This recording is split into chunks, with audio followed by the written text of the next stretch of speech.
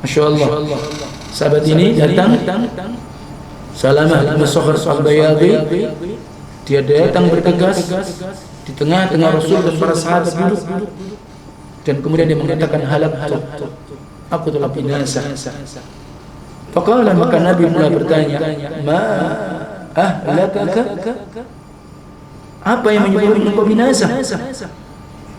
Aw malak, ada apa bagimu? Ada apa denganmu? Qala Salamah ibnu Sakhar al-Bayadhi, maka dia pula tatkala ditanya Rasul, kenapa kamu binasa? Maka pula dia menjawab, waqa'tu ala ilati, telah terjadi bagiku atas istriku.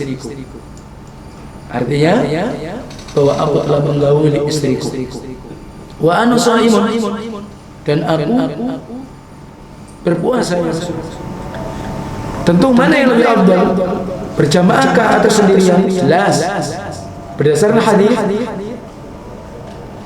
Karena ada yang berpendapat sendirian, kan? Jadi seperti itu. Adapun al-rajih, pendapat yang kuat adalah pendapat yang pertama. Berdasarkan hadis, maka salat itu berjamaah di masjid. Illa kecuali. Inna ar-rajula idza sallama alaihi hatta yansarifa husba lahu qiyamul lailah. Barang siapa apabila salat bersama imam sampai selesai. Ingat sampai selesai. Jadi dari awal dia ikut imam sampai tidak selesai salat, maka dinilai salat semalam suntuk, seperti salat sunnah satu malam. شهر رمضان الذي أنزل فيه القرآن هدى للناس وبينات من الهدى والفرقان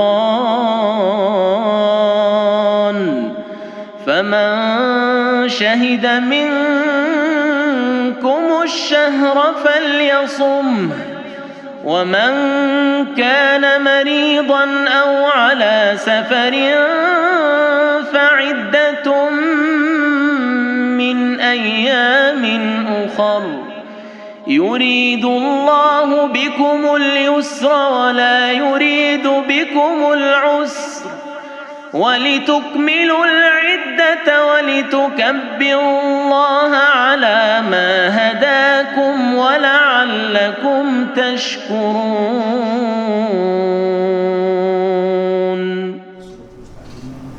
Barakallahu fikum. Pada kesempatan sore hari ini insyaallah taala kita akan lanjutkan kajian kita kitab Taysirul Allam di syarhi atau syarah Umdatul Ahkam yang ditulis oleh Syekh Abdullah ibn Abdurrahman ibn Saleh Al-Mubassam rahimahullahu ta'ala. Hadis yang kita akan baca pada kesempatan sore hari ini adalah hadis Al-Hadits 80 ba'dal mi'ah, hadis yang ke 180, hadis yang 180. Adapun kemarin adalah hadis at-tasi wa 70 ba'dal mi'ah, hadis yang nomor 179. Hadis ini panjang tentang bagaimana kafarat orang-orang yang melanggar daripada pembatal puasa di siang bulan Ramadan.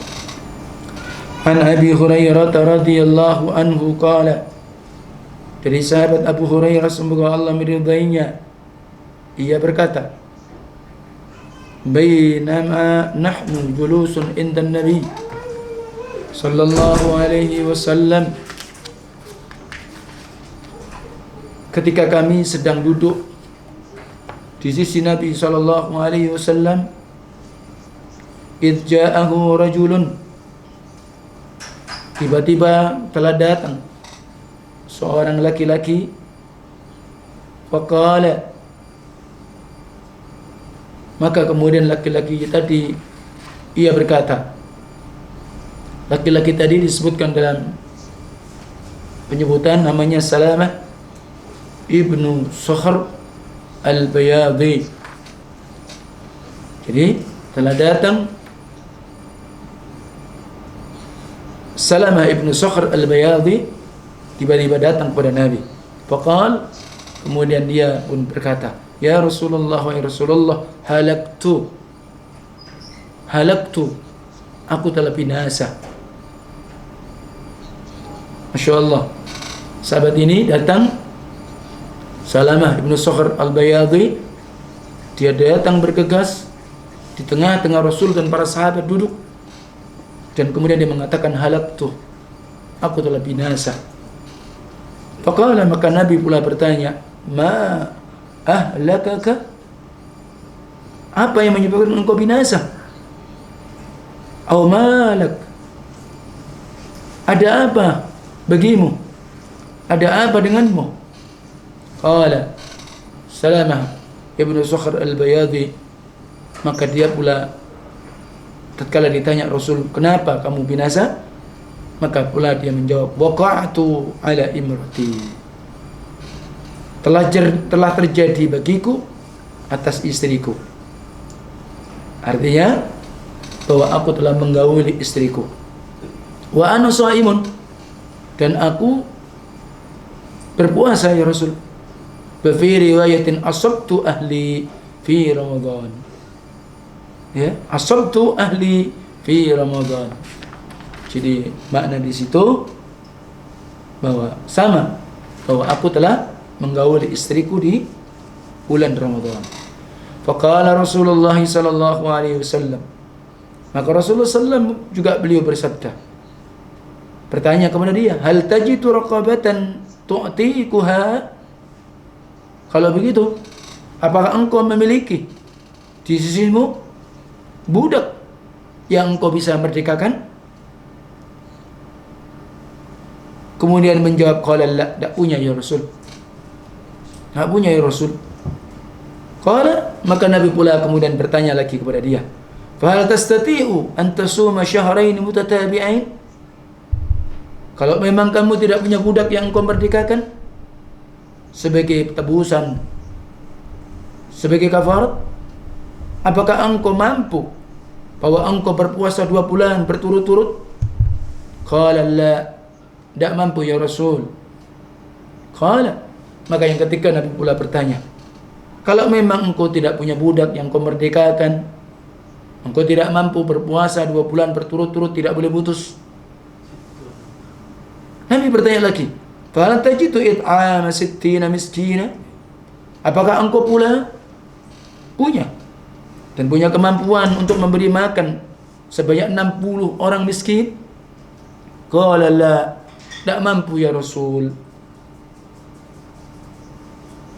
3 perkara yang menjadi resiko, sanksi kafarat bagi seseorang yang tatkala dia berhubungan suami istri di siang hari di bulan Ramadan, nah ternyata dia tidak punya. Pertama, dia tidak bisa memerdekakan budak yang dimerdekakan. Dia tidak bisa berpuasa 2 bulan berturut-turut. Dia pula tidak mampu memberi makan sebanyak 60 orang miskin.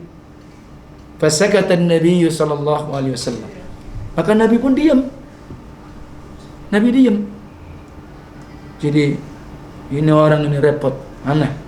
Ya, bainama nahnu ala dzalik, maka tatkala kami di atas demikian tadi keberadaannya, id utiyan nabiyyu bi araqin fihi tamr wal araqu al miktalu, tiba-tiba maka didatangkan kepada Nabi, ada orang datang kepada Nabi membawa sekeranjang yang di dalamnya kurma, ya, sekeranjang berisi kurma, di mana disebutkan ketika Nabi diam,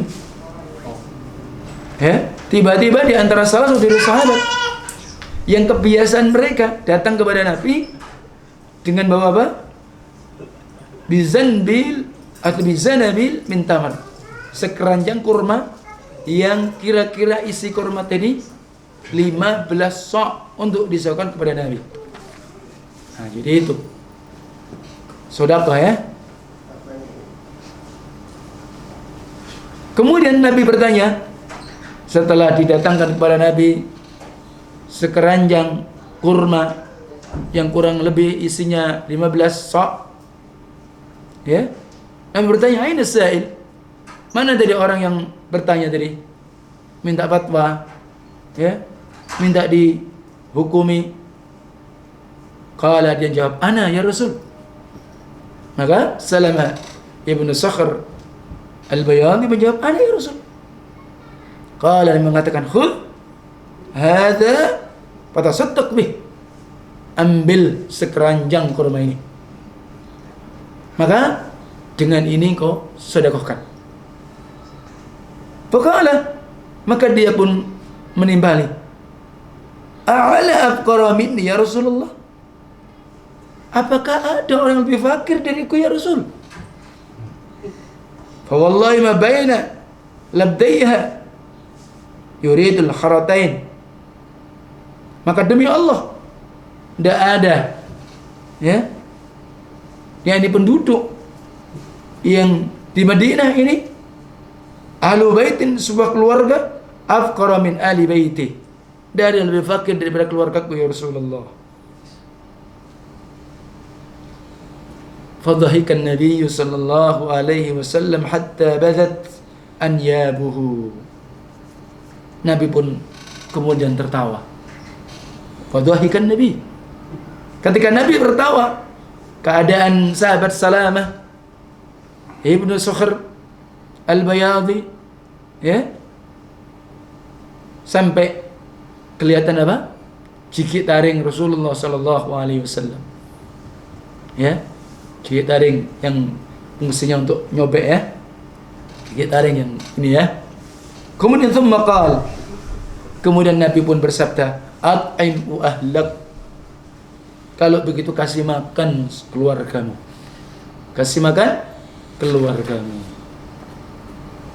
Al-makna al-ijmali, makna secara global yang datang dari sahabat tadi, yakni Salamah ibnu Sakhr Al-Bayadhi kepada Nabi dalam keadaan khaifan. Dia betul-betul takut sampai dia mengatakan apa? Halaktu. Ini kan merupakan sebuah ungkapan takut. Binasa aku ya Rasul. Maka Nabi pula bertanya, "Kenapa engkau binasa? Kenapa denganmu?" Maka dia, "Inna wa qala imra'atih wa huwa sha'im fi nahari Ramadan fala yu'annib Rasulullah SAW." Kemudian dia menyatakan bahwa telah terjadi bagiku, artinya aku berhubungan dengan istriku ketika aku berpuasa di siang bulan Ramadan. Nabi pula tidak kasar kepada dia. Ya, Nabi tidak bersikap kasar kepada dia. Nabi pula mengatakan, "Hal tajidu raqbah?" Apakah engkau menjumpai budak tu'tikuha kafaratun lima waqa'a minka, yang akan kau merdekakan sebagai kafarat apa yang telah terjadi darimu? Qala la, tidak punya. Nabi pula bertanya, "Apakah engkau mampu puasa 2 bulan berturut-turut?" Dia menjawab, "Qala la, tidak mampu." "Wal asabani ma asabani illa minas siyam." Ya. Maka apa? Apakah yang menimpaku dan apa yang menimpaku kecuali aku karena puasa.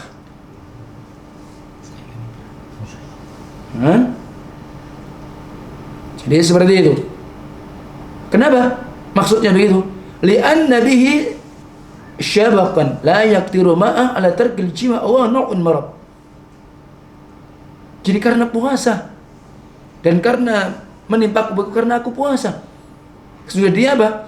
Orang yang memiliki syahwat yang kuat, seakan-akan dia tidak mampu bersama dia, bahwa dia meninggalkan jima. Dan itu bagian salah satu penyakit dia. Bisa jadi hiperseks, ya, karena berlebihan. Kan pernah saya sampaikan, Bagaimana sahabat Abdullah bin Umar, dia diberikan oleh Allah juga kekuatan syahwat, maka tidak ada rasanya ya sesuatu yang aku miliki melebihi dari kecuali adalah Rasulullah SAW. Maka beliau tatkala buka, yang buka duluan apa? Beliau pun menjimai istrinya, karena kuatnya demikian tadi. Itu seperti itu. Ini sahabat ya. Baik. Bahkan kita masih ingat ada seorang ulama pula di masa itu, jadi gonta-ganti istri karena istrinya minta cerai, saking gak kuatnya, terlalu seringnya dijimai. Maka ini terjadi ternyata di sahabat juga ada begitu. Masya Allah. Jadi mungkin di antara kita beda-beda. Tayyib, tapi kita nggak ada apa-apanya ya. Tayyib. Jadi sampai seperti itu. Tapi ini bisa jadi jangan main-main kalau kita nggak ada yang sebagaimana sahabat. Tapi ini pula hati-hati. Walaupun ada hal-hal yang dibolehkan ketika berpuasa, selama dia bisa menjaga diri, yaitu apa? Mencium istri. Maka kan ada kisah ketika ada seorang sahabat datang Nabi, ya Rasulullah, bolehkah aku mencium istriku? Nabi mengatakan la. Ketika orang yang sudah umur, boleh aku mencium? Boleh. Ya, karena tegangannya beda. Iya. Maka barakallahu fikum, hati-hati ya. Nah, oleh sebab itu walaupun boleh tapi tetap harus menjaga diri. Tayyib. Jadi seperti itu. Kemudian Rasulullah SAW bertanya, apakah engkau bisa memberi makan 60 orang miskin? Likulli miskin mud min burrin aw ghairi. Artinya setiap miskin kalian bisa kasih mud, 1 mud. Ya, 1 cakupan. Bisa dari gandum atau yang lain. Kalau tidak bisa. Maka Nabi pula diam. Ya. Tiba-tiba kemudian ada salah seorang dari sahabat yang kebiasaan dia datang kepada Nabi. Jadi begitu ya. Ada. Jadi ada di kebiasaan sahabat itu datang kepada Nabi. Dia membawa sedekahnya, dia bawa zakatnya, Masya Allah ya. Jadi dia serahkan kepada Rasulullah SAW. Dia bawa sekeranjang kurma yang kira-kira 15 sok agar Nabi SAW jadikan sebagai sedekah. Bukan untuk Nabi ya, karena Nabi dan keluarga Nabi tidak boleh terima sedekah, tidak boleh terima zakat kecuali hadiah, baru boleh. Ya, maka oleh sebab itu demikian pula tentang bab zakat, yakni ciri-ciri seorang yakni gharimun, orang yang berhutang. Maka salah satu persyaratannya memang karena dia hutang untuk dirinya sehingga dia banyak hutang. Salah satu persyaratan maka dia itu disebut orang yang berhutang dan berhak mendapatkan zakat dari harta mal, dari harta-harta kaum muslimin. Dia bukan ahlul bait. Jadi kalau ahlul bait tetap walaupun dia itu terlilit hutang tidak boleh terima zakat. Ya. Nah, jadi seperti itu. Dan disebut dengan orang yang dianggap gharimun, terlilit utang, karena memang dia terlilit. Tidak ada kesanggupan bagi dia untuk nyaur. Ya, jadi itu. Bukan termasuk gharimun. Orang itu sebenarnya mampu, tapi sengaja dia hutang supaya dia termasuk gharimun. Atau kemudian dia belanja melebihi dari kadar apa yang dia mampu. Ya, jadi seperti itu. Nah, maka kemudian Nabi bertanya, aina sa'il? Faqala ana saya. Kalau gitu ambil sedekah ini berupa kurma, sedekahkan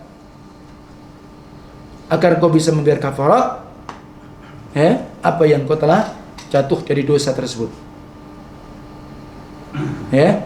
Fama kana min ar-rajul alladhi ja'a khaifan mabhutan. Salamah dari Ibnu Sakhr Al-Bayadhi, dia datang dalam keadaan takut dan dia bingung, gimana saya ini? Kan sementara keadaan dia seperti itu. Pada anna wajada inda Rasulullah sallam, maka setelah dia sesungguhnya menjumpai apa di sisi Rasul, rasa aman.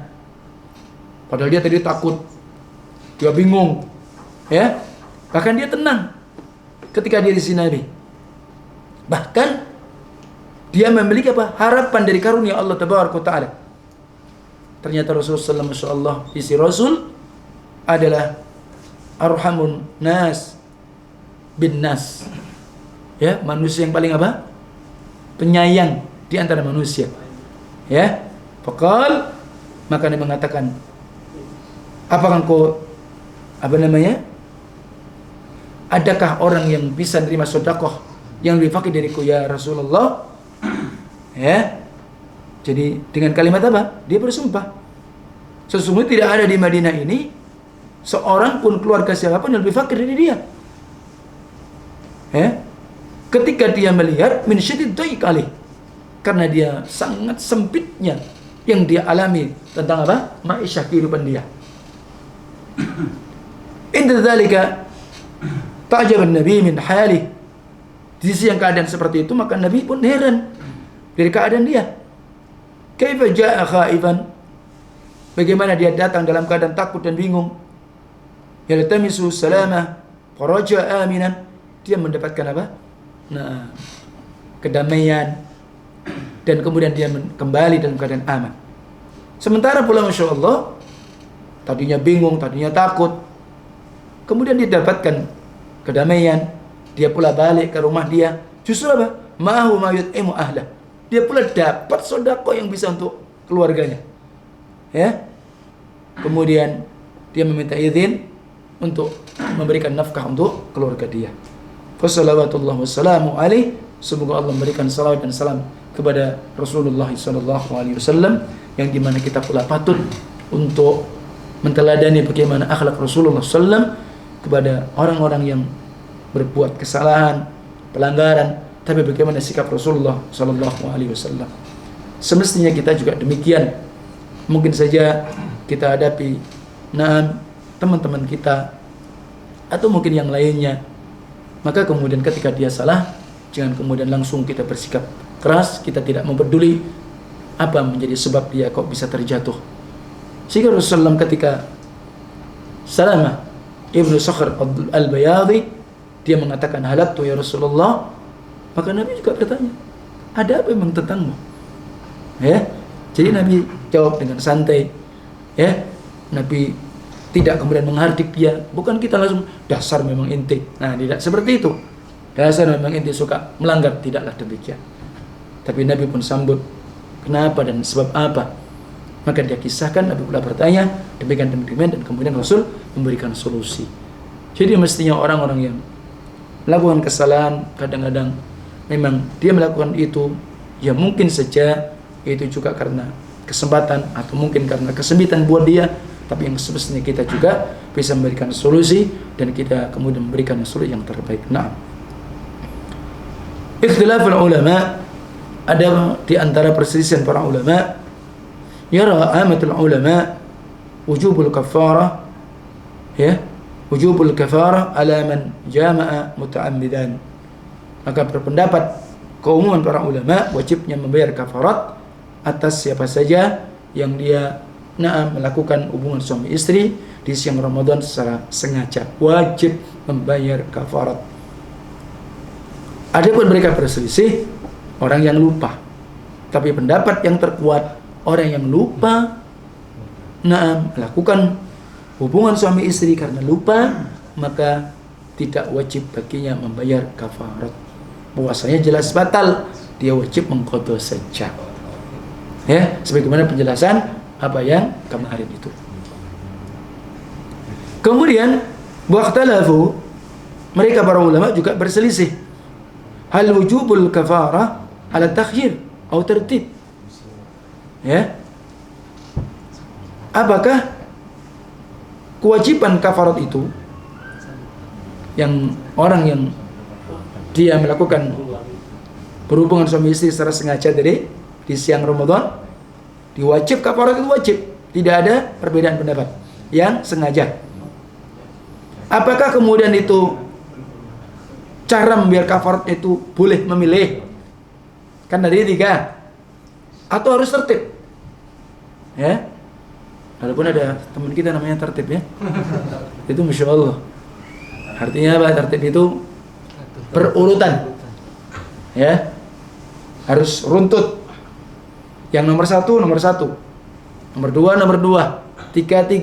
Itu namanya tertib. Ternyata tertib bahasa Arab, bahasa hadis. Ya, Masya Allah. Tapi pakai bahasa Indonesia ya.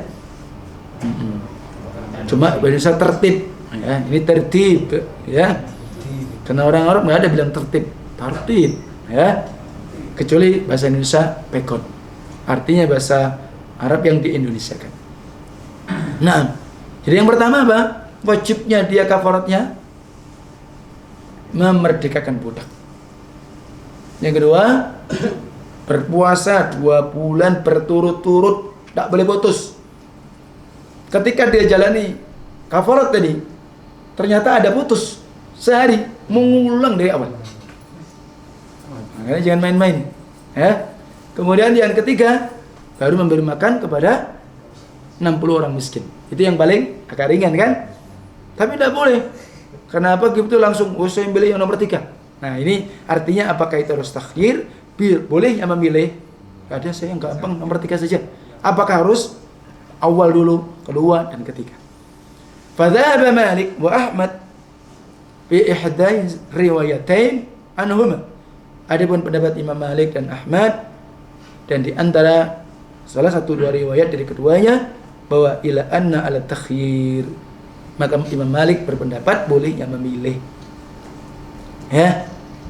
Kenapa? Karena ada hadis dalam Sahih Bukhari Muslim dari sahabat Abu Hurairah, sesungguhnya seseorang yang dia berbuka di bulan Ramadan, Nabi perintahkan apa? Membayar kafarat untuk apa? Memerdekakan budak, ya, atau berpuasa 2 bulan berturut-turut, atau memberi makan 60 orang miskin. Ya. Maka di sini menyebutkan tentang bolehnya memilih. Adapun jumhur ulama, pendapat mayoritas ulama, cara membayar kafarat bagi orang yang berhubungan suami istri di siang hari secara sengaja, seperti siapa jumhur? Pendapat Imam Syafi'i, seperti Imam Abu Hanifah, dan bahkan pendapat terkenal dari kalangan atau dari mazhab Imam Ahmad, termasuk Imam Ats-Tsauri, Imam Al-Auza'i, ila annaha ala tertib. Bayar kafarat itu harus berurutan dan pakai dalil bab yang lagi kita bahas. Ya. Wa ja'alu haditsut takhyir mujammalan. Adapun hadis yang pendapat Malik itu hadis yang sifatnya global. Ya. Maka dijelaskan hadis tertib agar mengamalkan amal di antara keduanya secara keseluruhan. Ya, jadi seperti itu. Seandainya kemudian dia mengambil hadis yang boleh memilih, bagaimana mungkin bisa mengambilkan hadis yang membayar kafarat itu harus berurutan. Sementara 2 hadis tersebut adalah semuanya sahih. Kemudian mereka berselisih pula apakah gugur kafarat tersebut bersama orang tadi yang melakukan pelanggaran sementara dia lemah. Sebagaimana itu masyhur pendapat dari Imam Ahmad, dan salah satu adalah pendapat Imam Syafi'i.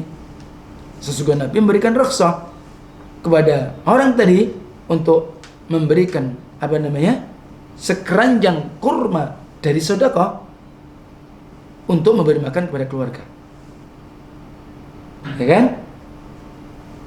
Jadi kalau walau kana kafarah, walaupun itu adalah kafarat, jadinya ternyata majaza dzalik, maka Nabi pula membolehkannya. Artinya apa? Jadi kalau dia memang lemah, tidak sanggup, maka ya dia terputus, gugur pembayaran kafarat tadi. Tapi jumhur ulama mayoritas tidak gugur walaupun dalam keadaan sulit. Nah, ini jumhur lah ya. Kenapa? Tidak ada dalam hadis ini menunjukkan seperti itu. Bahkan zahirnya nggak ada gugur. Ya kan? Dia tanya kepada Nabi tentang bagaimana posisi tingkatan-tingkatan kafarat tadi. Ya kan? Bahkan yang terakhir dia nggak bisa memberi makan. Nabi pun diam. Nabi juga tidak membebaskan dari kewajiban dia kan. Nabi diam. Nah, ini pendapat jumhur. Maka wal asl anna baqiyah, tetap dia harus bayar kafarat. Maka dianalogikan dengan kafarat ini adalah semua kafarat-kafarat yang ada, sehingga tidak gugur kafarat itu walaupun dia lemah. Ya. Amma at-tarkhis lahu fi itma wa fi it'ami ahli. Adapun ketika dia mendapatkan keringanan bisa memberi makan kepada keluarganya, maka para ulama berpendapat bahwa orang yang wajib berkafarat tadi, maka idza kafar anhu ghairuh, maka kafarat untuk yang selainnya, sehingga dia boleh dia memakan darinya dan memberi makan kepada keluarga dia. Maka kesimpulan hadis yang bisa kita ambil, sesungguhnya siapapun suami istri yang berhubungan suami istri di siang Ramadan, maka itu adalah perbuatan keji dan itu membinasakan. Dan Nabi pula menetapkan atas dia dengan hadis kalimat halaktu. Jadi jangan dianggap itu sesuatu yang bukan perbuatan keji, bukan perbuatan yang binasakan, dianggap biasa. Ya kan? Seandainya bukan seperti itu, maka Nabi memberikan keringanan perkara itu. Maka orang yang sengaja berhubungan suami istri di siang Ramadan wajib membayar kafarat, wahia alat tertib, harus berurutan bayar kafaratnya. Ya, bayar kafaratnya berurutan ya. Maka ini nggak ada alasan. Ya. Jadi ya memang tujuan puasa adalah itu. Maka oleh sebab itu dalam hadits qudsi bahwa asyamu li ya wa ana ajzi bihi, atau asyamu li ajli, puasa itu untukku dan memang untuk tujuanku, aku yang akan membalasinya. Sehingga dia tinggalkan makan, minum dan syahwat dia karena aku. Ya, walaupun kondisi yang apapun ya enggak dibenarkan. Maka tadi dikisahkan sahabat Salamah bin Sakhr Al-Bayadi, dia orang yang sudah punya penyakit, digambarkan seperti itu ya. Artinya apa? Dia memiliki kelebihan seks yang sangat dari yang biasa. Jadi kondisi seperti itu. Sehingga sampai dia begitu takutnya dan dia sudah berusaha, tapi kemudian dia datang kepada Nabi karena sudah terjadi halaktuh, binasa aku. Jadi seperti itu. Nah, jadi maka oleh sebab itu ini yang memang betul-betul tujuan puasa itu adalah itu intinya. Jadi nggak ada alasan kemudian dia meminta uzur karena aku memiliki demikian saya akan meminta uzur, maka tidak demikian. Artinya apa? Pendahulu kita lebih dari itu. Kita tahu Rasulullah SAW diberikan kekuatan oleh Allah 30 kali daripada manusia biasa. Kelebihan jimat beliau, ya kan? Ya Rasulullah sanggup, ya kan? Tapi ini terjadi memang ada, dan ini adalah merupakan faedah ilmu dan hukum untuk kita semua. Jikalau kemudian artinya apa? Kita tetap menjaga diri walaupun ada hal yang dibolehkan. Ketika berpuasa bolehlah kita mencium istri kita, tapi kalau kita khawatir terjatuh, ya walaupun itu boleh, maka kita hindari lebih baik. Maka risikonya besar, harus kafaratnya harus tertib, berurut, merdekakan budak. Kalau tidak bisa, puasa 2 bulan berturut-turut. Jika tidak mampu memberi makan 60 orang miskin, ya, dan kafarat tidak jatuh kepada orang yang sulit. Dan Nabi tidak menjatuhkan kepada orang yang fakir tadi, ya, dan hadis tadi menunjukkan seperti itu. Nah, kemudian bolehnya dia itu membayar kafarat walaupun tidak dari sisi dia dapat sedekah dari orang lain, tetap dia harus kafaratkan, ya. Jadi tidak bisa, misalkan awal dia nggak mampu, dia kemudian dapat kafarat itu harus dia sedekahkan. Tapi ternyata kalau tidak ada orang yang lebih miskin dari dia, baru bolehnya dia memanfaatkan itu. Jadi bukan alhamdulillah, ya, sedekah ini rezeki ini. Nggak bisa seperti itu ya. Nah, Jadi seperti itu. Jadi sehingga kemudian dia memberi makan dari sedekah tadi, dari untuk keluarganya, memang selama telah keluar dari yang lain. Artinya apa? Nggak ada yang lain lebih fakir. Dan ini zahir hadis, budak tidak dibedakan antara apakah budak itu kafir atau itu yang mukmin. Artinya budak perempuan yang kafir atau mukminah. Dan ini diambil dari pendapat mazhab Hanafiyah. Akan tetapi pendapat suku yang sahih jumhur, maka budak pasti harus budak yang beriman, budak wanita yang beriman. Dan hadis ini membatasi dengan nas-nas kafarat yang sebagaimana kafarat pembunuhan, sehingga tetap budak yang menjadi persyaratan menjadi kafarat harus budak perempuan yang beriman. Maka perbudakan itu tetap berlaku sampai kapanpun, dan budak itu ada ketika memang itu terjadi adanya daerah memang peperangan, disebut dengan mu'arakatul jihad. Tapi jangan sampai memahami sebagaimana kaum Khawarij. Jadi Aisyah itu digambarkan sebagai budak.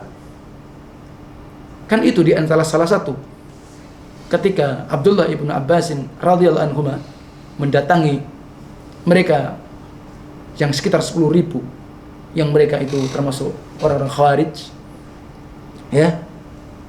Dan kemudian, kenapa kalian memberontak kepada Ali, mengkafirkan perintah, dan aku datang ada dari sisi para sahabat, bahkan dari keluarga Nabi. Salah satu alasannya begitu. Kenapa Ali bin Abi Thalib tidak menjadikan Aisyah sebagai ghanimah? Kenapa?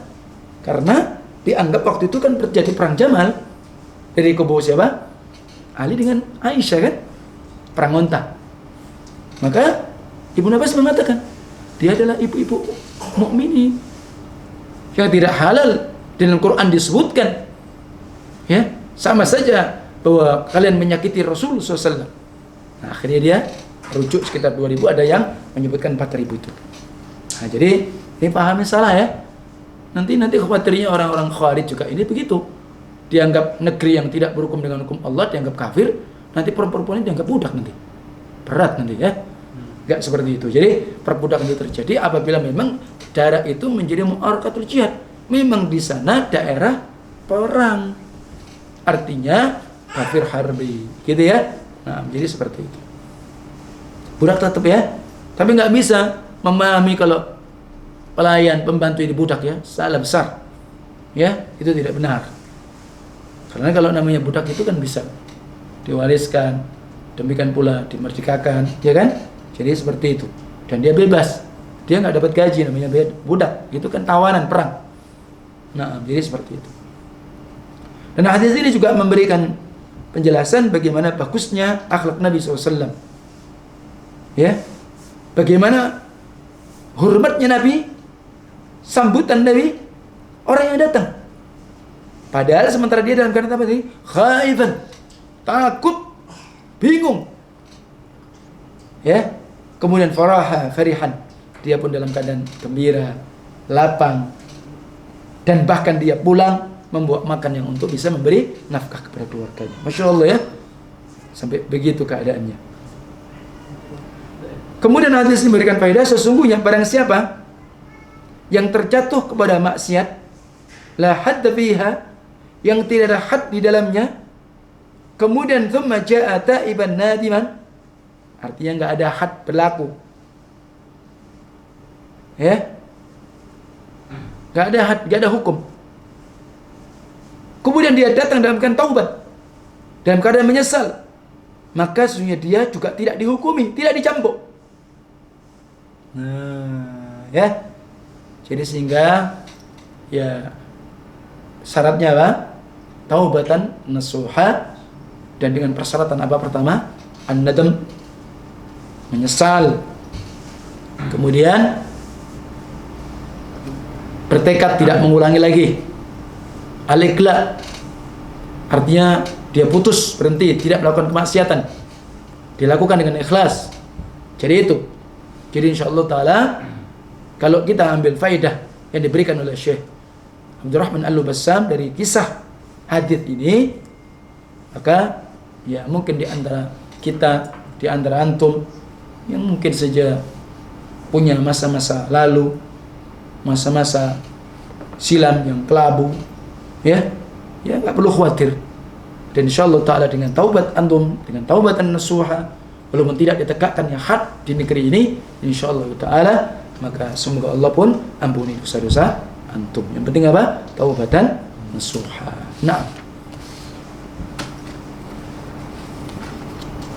kemudian ada tambahan faedah. Ini dari Syekhul Islam Ibnu Taimiyah. Ya. Makan, minum dan berhubungan suami istri di siang hari menurut nas dan ijma jelas membatalkan puasa secara sengaja dan dzakiran, dia ingat. Dan ini berdasarkan sunnah dan ijma. Ya.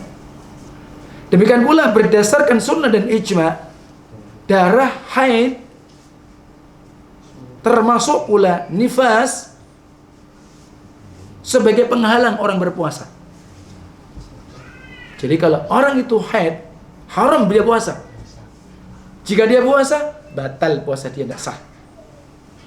Orang yang nifas juga begitu. Ya. Misal saja, ini tadinya bersih. Ya, jadi bersih. Waalaikumsalam. Tadinya bersih. Tiba-tiba tinggal sekian menit ternyata jatuh haid. Puasanya batal. Wajib dia mengqadha. Ya, wajib apa? Mengqadha. Nah. Sehingga Rasulullah pula pernah mengingatkan kita untuk istinsyaq. Apa istinsyaq? Menghirup air ke hidung. Istinsyaq, dihirup. Begitu ya. Awalnya dengan dalam-dalam. Asalnya begitu. Kecuali kalau kalian berpuasa, tak boleh dalam-dalam. Ya. Artinya apa pula? Memasukkan air ke hidung, lubang hidung, itu membatalkan puasa. Ya. Air lah ya. Jadi beda ketika seseorang pakai apa? Self care ya. Ya, begitu ya, seperti ya minyak wangi, minyak kayu putih, minyak gosok untuk di hidung, itu tidak mengapa. Ya. Menghirup tidak mengapa. Ya, seperti itu. Nah,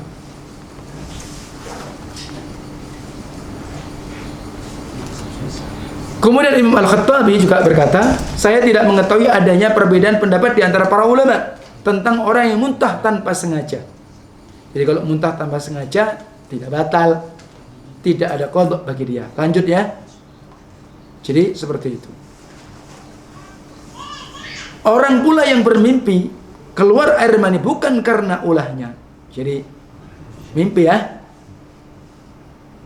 Maka kesepakatan para ulama juga tidak membatalkan puasa.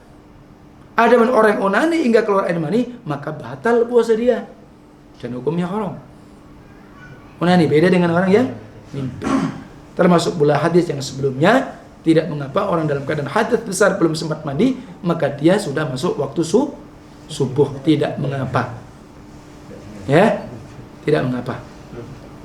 Dan demikian pula mungkin wanita yang sudah bersih nifas, dia tidak ketahui kecuali setelah masuk subuh, atau seseorang yang sudah bersih dari haid, dia tidak tahu kecuali sudah masuk subuh sebelum sempat mandi, maka dia tahan, dia sahur atau tidak. Kalau memang dia tidak, ya dia lanjut. Nah,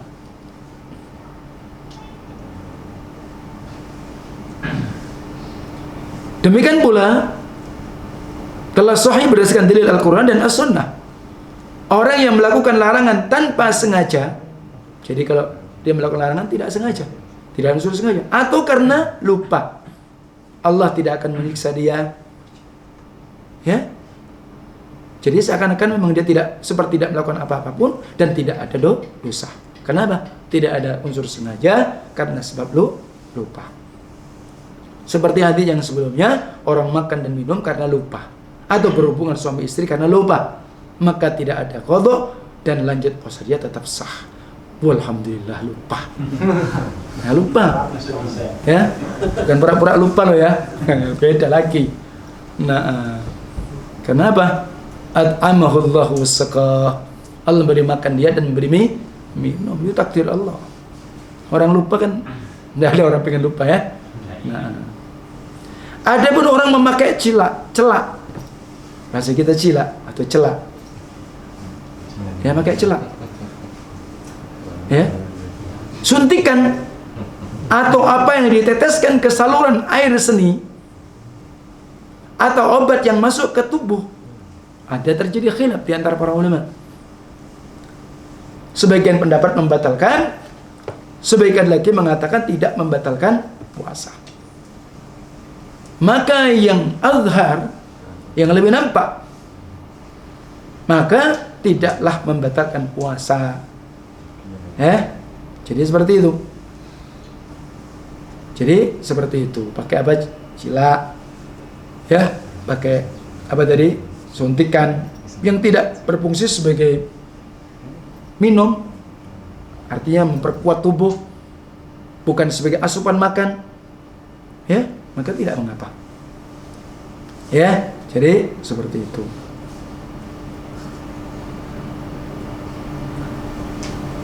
Nah,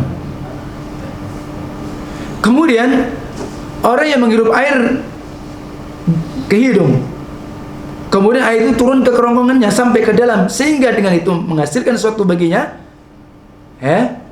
sama seperti orang minum. Kalau begitu, makanya oleh sebab itu kalau nggak sengaja beda lah ya. Tetap bahwa sunnah istinsyak tetap, ya. Tapi kalau kemudian dia menghirupnya dalam arti tidak sengaja masuk, ya tidak mengapa. Tapi kalau kemudian dia sengaja memang, atau orang berkumur sengaja dia telan sedikit, ya beda urusannya, ya. Maaf. Jadi seperti itu. Sehingga orang berpuasa dilarang makan dan minum karena itu menguatkan tubuh dia. Berbeda dengan celak, suntikan, pengobatan sama sekali tidak ada menguatkannya. Nah,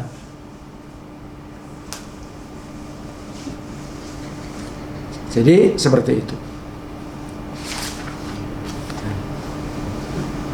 Adapun tentang bekam, hijamah, maka minimal pendapat adalah makruh. Belum ada khilaf. Ya, Syekh Fauzan mengukui makruh. Syekh Ibnu Utsaimin juga mengukui makruh. Adapun siwak atau gosok gigi, maka itu disunnahkan, tidak mengapa kapanpun. Dan dipilih yang tidak memiliki rasa, semisal permen. Dan sekarang macam-macam ya. Ada rasa yang Masya Allah, habis gosok gigi masih terasa. Itu dihindari. Iya, mencicipi makanan tanpa ada keperluan, ya makruh. Jadi seperti itu. Ya, jadi itu. Baik, itu sebagai tambahan.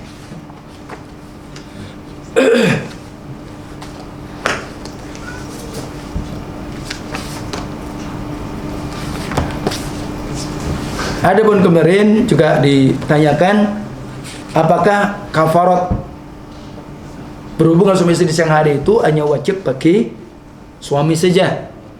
Apakah istri juga wajib bayar kafarat? Maka salah satu pendapat berpendapat laisa lil mar'ah kafarah mutlaqah atau mutlaqon, tidak ada wajib kafarat bagi istri secara mutlak. Ini pendapat Imam Syafi'i. Karena zahir hadis nggak ada. Adapun yang kedua tetap bayar kafarat. Dan ini pendapat jumhur. Ya, pendapat jumhur. Adapun pendapat yang ketiga, maka kafarat itu cukup satu saja. Ya, pendapat yang rajih adalah pendapat jumhur. Kalau itu dilakukan sama-sama memang niat. Jadi suaminya niat, istrinya juga niat. Adapun posisi kalau istri itu terpaksa atau dipaksa, ya, dipaksa, sudah mengingatkan, tapi tetap aja suaminya, ya. Maka posisi seperti ini tidak ada kewajiban bagi istri, tapi suami yang wajib, ya. Jadi seperti itu.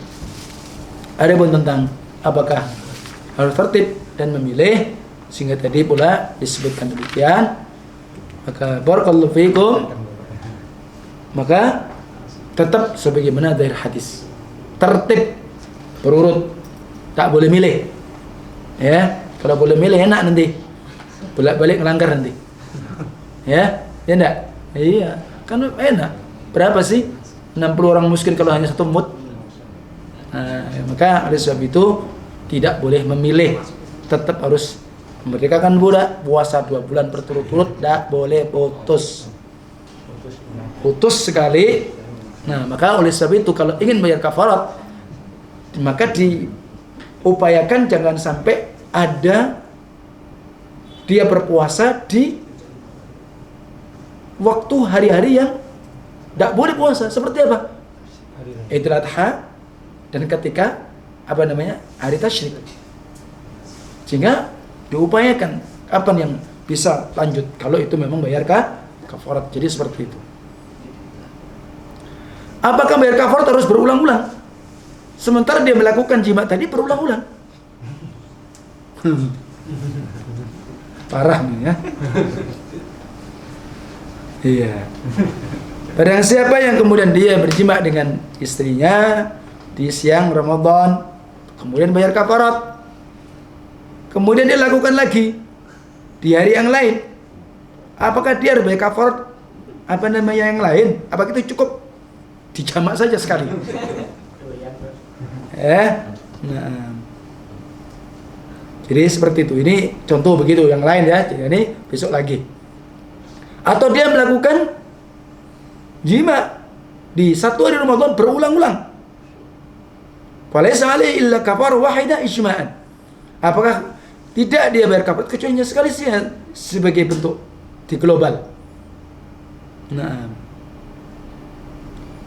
Menjahat kemudian orang yang melakukan jima di siang Ramadan belum bayar kafarat, kemudian melakukan lagi. Ini bagaimana posisinya? Ya.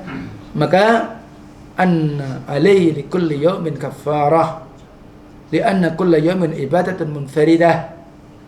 Ya. Jadi itu. Yang kedua, alaihi kafarah wahidah ma lam yukaffir anil jima'i awwal. Artinya ya, kalau tadi dia melakukan jima di hari itu wajib dia kafarat, yang berikutnya dia wajib kafarat. Ya, beda tentu ketika dia lakukan sehari itu dan itu berulang-ulang. Cukup sehari itu. Jadi seperti itu. Nah.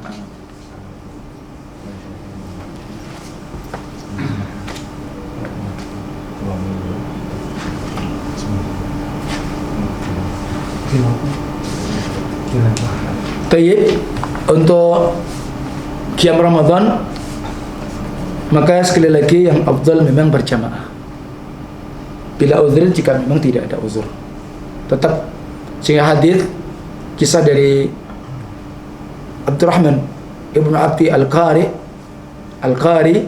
maka ia berkata, kharajtu ma'a Umar ibn Khattab radhiyallahu anhu lailatan fi Ramadan fil masjid fa idza an-nasu awza'un mutafarriquna yusalli ar-rajul li nafsihi wa yusalli ar-rajul فيصلي بصلاته الرهط فقال عمر إني أرى لو جمعت هؤلاء على قارئ واحد لكان أمثل ثم أزم فجمعهم على أبي بن كعب ثم خرجت معه حتى أخرى والناس يصلون بصلاة قارئهم قال عمر نعم البدعة هذه والتي ينامون أن أفضل من التي يقومون يريد آخر الليل وكان الناس يقومون أوله.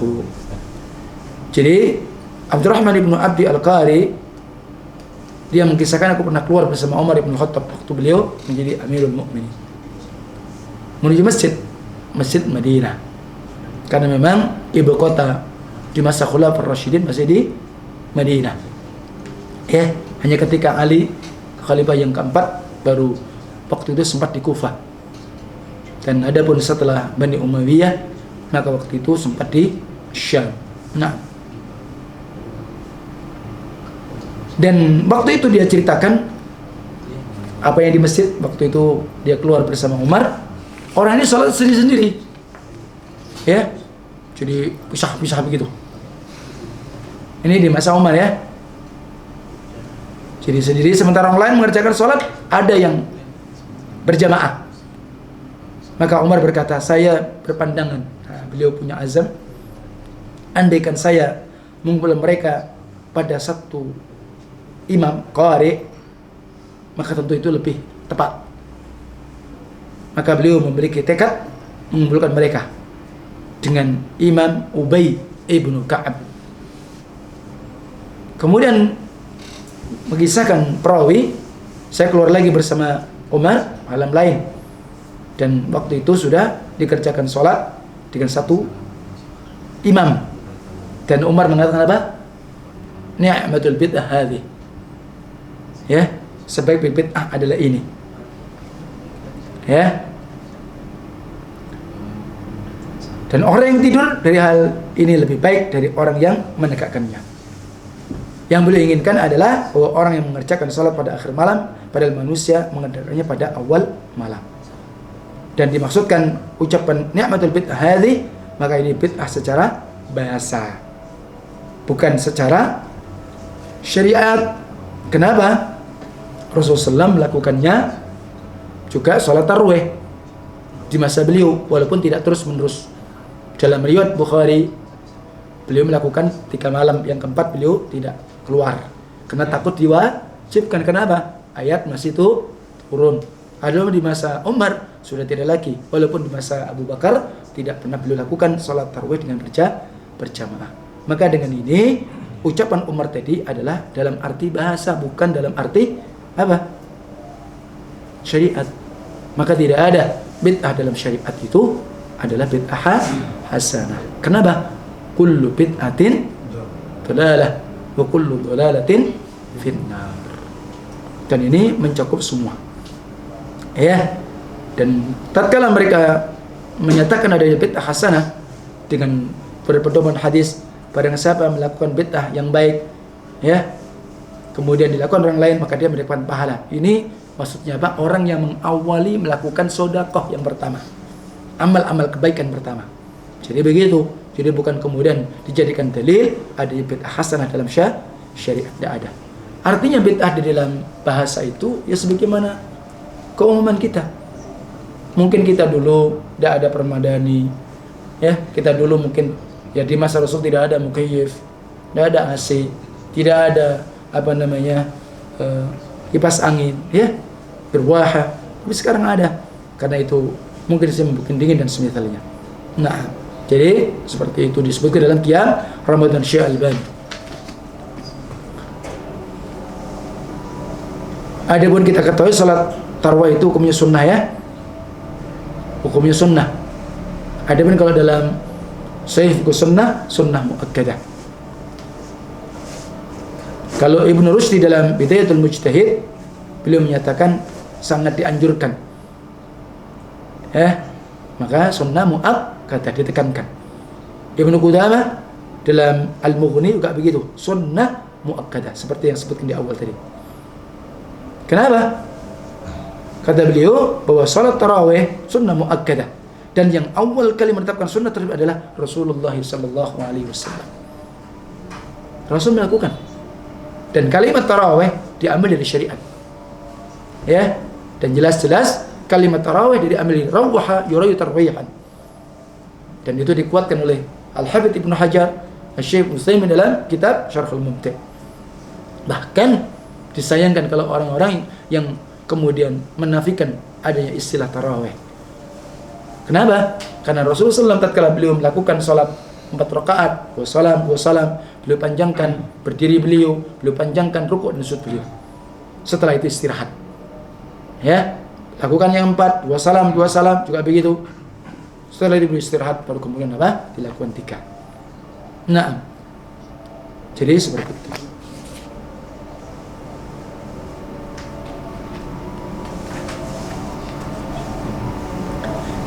Tentu mana yang lebih afdal, berjamaahkah atau sendirian? Jelas berdasarkan hadis Karena ada yang berpendapat sendirian, ya kan? Jadi seperti itu. Adapun al-rajih, pendapat yang kuat adalah pendapat yang pertama. Berdasarkan hadis, maka sholat itu berjamaah di masjid. Illa bi udhrin, kecuali uzur. Innar rajula idza sallama al-imam hatta yansarifa husiba lahu qiyamul lailah.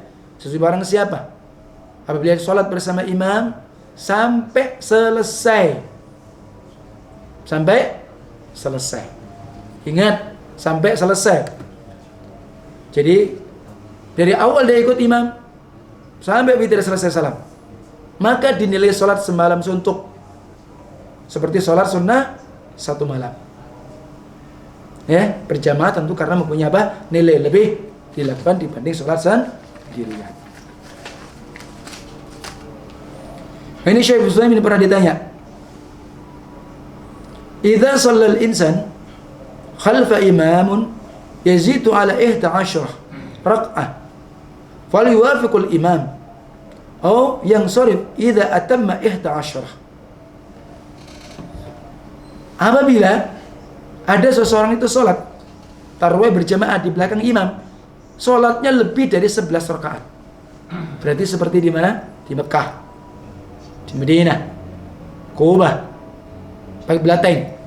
Untuk 4 masjid ini, kalau 20 hari ke bawah, hari satu, jadi yakni Ramadan pertama sampai 20, maka dilakukan 23 rakaat. 2 salam kali 5, satu imam, ganti imam. Kemudian witir sampai kira-kira lebih sekitar jam 11 berapa? Setengah 12. Adapun kalau sholat qiyam Ramadan tarawih di malam Lailatul Qadar 10 ke atas, maka 4 masjid ini dilakukannya biasa tadi. Jadi dari ba'dal isya 2 salam kali 5 ganti imam, 2 salam ganti imam, tidak witir, putus, istirahat sebentar, kita kira jam 1 kurang seperempat mulai lagi, ya, kurang lebih nanti jumlahnya 33. Jadi tambah 2 kali 5 ya, tambah 3 witir. Itu untuk Lailatul Qadar. Ya. Nah, jadi seperti itu ya. Itu terjadi yang di 4 ini. Adapun kalau di masjid-masjid lain yang ke-4 ini, yang di Masjidil Haramain ya, masih ya.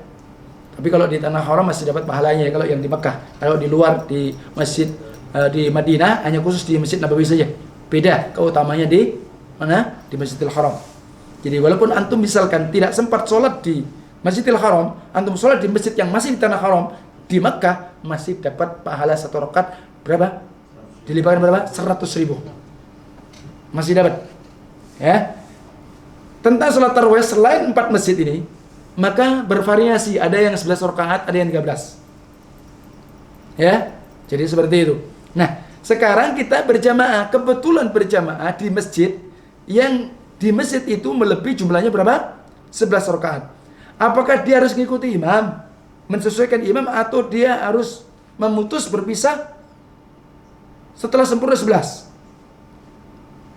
Kan tidak mungkin dia witir bersama imam ya. Kalau imamnya tidak mungkin ya. Maka kata beliau, as-sunnah ayyuwafiqal imam. Yang sunnah afdaliyah yang ikuti imam. Li'annahu idza insarafa qabla tamamil imam lam yahsul lahu ajrun qiyamul lail. Kalau dia justru mufaraqah, dia berpaling, dia pergi sebelum sempurna imam, ya dia tidak dapat pahala seperti salat malam suntuk. Karena Rasul bersabda, "Man qama ma'al imam hatta yansarif kutiba lahu qiyamul lailah."